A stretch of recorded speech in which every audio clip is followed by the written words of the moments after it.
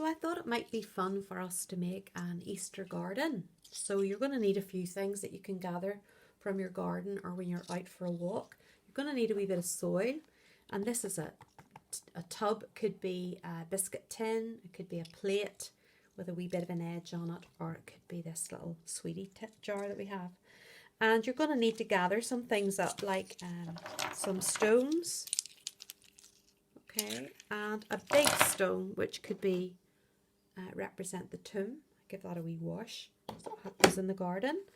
And then also some things that you might find about at this time of year, some moss, which will make really good grass for the garden. And these are all little weeds that I pulled up gently, so we can plant those, and we can also even grow some things. So I cut up some carrot tops the other day after dinner, and I've put those on a wee bit of tissue and some water, and they're starting to grow like little trees. So I'm going to put those in my garden. Hopefully they'll grow over Easter. So we're going to start by put our soil in. I put some kitchen roll underneath just to absorb the water, and I'm going to pour some water on here just to make sure there's going to be enough for everything to grow. So we'll let that soak in. This is going to be our tomb, which is going to go at one end of the garden. And this is, then we're going to make a little path to the tomb. So I'm going to just go right down like this. And this would be the path that the disciples came along when they were coming to see what had happened to Jesus' body. Of course, it was a great surprise, wasn't it? So then I'm going to just put in some of these little plants along wherever you want to. Tuck them in under the soil, and hopefully they'll keep growing. And then I'm going to put some of this moss to be like a grass. Maybe move that wee one over.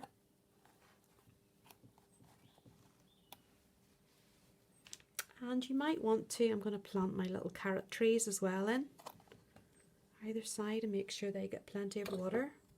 Just pour a wee bit of water on. And that's really a simple thing to do if you've got all the bits and pieces.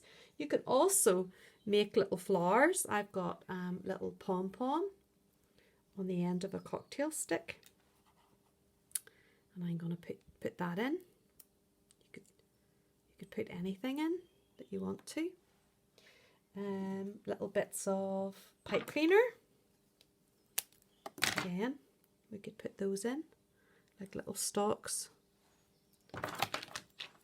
So anything you can find. I've got a bit of ribbon here.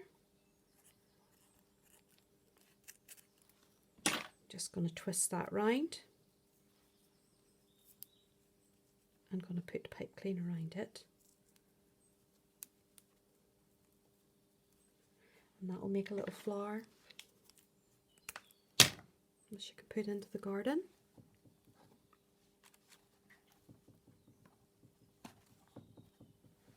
So you can fill it with anything you like. You might even have nice little pebbles that you already have that you can put in, or even a shell or something like that, whatever you want to. Right. And the thing I'm going to do next is I'm just going to dry this off so that I can draw on it. I'm just going to draw the hole in the tomb to show that the stone had been rolled away.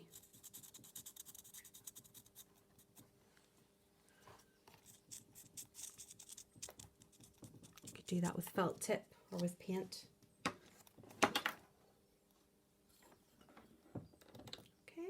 And you can put that outside, or you could have it maybe sitting on your fireplace, whatever you want. It's a lovely Easter garden. If anybody asks, you can tell them the story of it. Maybe even make some characters to put into the story. It's up to you. I hope you have fun and don't make too much of a mess.